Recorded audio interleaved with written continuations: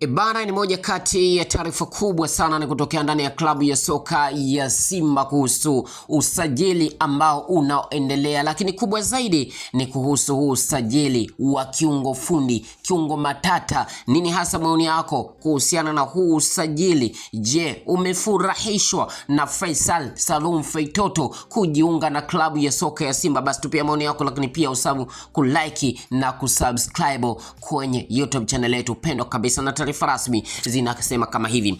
Bana, taarifa kutokea ndani ya klabu ya soka ya Simba zinaelezwa kuwa Simba Sports Club tayari imeshakamilisha dili la kupata saini ya kiungo nambari 6 matata sana Mtanzania Faisal Salum Feitoto akijiunga na klabu ya soka ya Simba baada ya mvutano mkubwa sana wa muda mrefu, ambapo Simba Sports Club ilihitaji saini ya kupata kwa mchezaji huyu ambaye ni Faisal Salum Feitoto. Zanzibar Finest ni moja kati ya wachezaji hatari, wachezaji wenye uwezo mkubwa sana akipiga kutokea kwenye klabu ya Azam FC, na hadi sasa unaambiwa kuwa tayari Simba Sports Club imeshakamilisha dili hilo la uhamisho wa kupata huduma ya mchezaji huyo Faisal Salum Feitoto. Lakini kikubwa tunasubiria utambulisho wake hivi karibuni utakuwa tayari, licha ya taarifa ambazo zilikuwa zinazagaa kwamba Yanga Sports Club walikuwa wanahitaji huduma ya mchezaji huyo, lakini fahamika kwamba Faisal Salum Feitoto alitokea kwa klabu ya soka ya Yanga baada ya mgogoro mkubwa ulioendelea